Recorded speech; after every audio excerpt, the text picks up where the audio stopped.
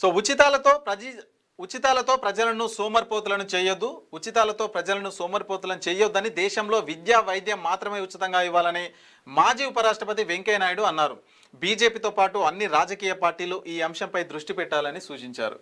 So నిజంగా మరి ఉచిత వైద్యం విద్య తప్ప ఏవి ఇవ్వద్దని చెప్పేసి కూడా మాజీ ఉపరాష్ట్రపతి వెంకయ్య నాయుడు గారు అయితే చెప్తున్న పరిస్థితి. నిజంగా అది కరెక్ట్. మరి సో ఇప్పుడు కాకపోతే ఈ రాజకీయ పార్టీలు ఏవైతే ఉంటాయో, ప్రభుత్వాలు ఏవైతే ఉంటాయో, సో ఇలాంటి వాటి మీద దృష్టి అయితే పెట్టవు. ఎందుకంటే వాళ్ళకు ఉచిత విద్య మీద పెడితే వాళ్ళకేమొస్తుంది, వాళ్ళు పెట్టరు. ఈ సంక్షేమ పథకాలు ఓటర్లను ఎట్లా ప్రభావితం చేయాలి, ఓట్లు ఎట్లా తీసుకోవాలి, మనం అధికారంలోకి ఎట్లా రావాలి, సో వీటిపైన దృష్టి పెట్టి వాళ్ళకి అవసరం వచ్చే విధంగా సంక్షేమ పథకాలు తీసుకొచ్చి అయితే పెడతారు తప్ప ఈ ఉచిత వైద్యం అనేది అది జరగని పని. అది ఆ ఉచితాలు పెట్టి మళ్ళా పైసలు అంతా ఎవరి మీద వసూలు చేస్తున్నారు, మన మీదే కదా, జనం మీద వసూలు చేస్తారు.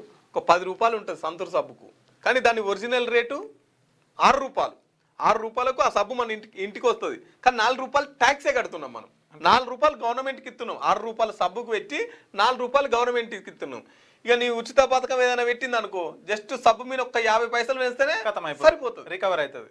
ఇప్పుడు సింపుల్ ఎగ్జాంపుల్ అట్లా ఎన్నో ఉన్నాయి. నూనె మీద కావచ్చు, మనం నిత్యావసర వస్తువులు కావచ్చు, అన్నిటి మీద.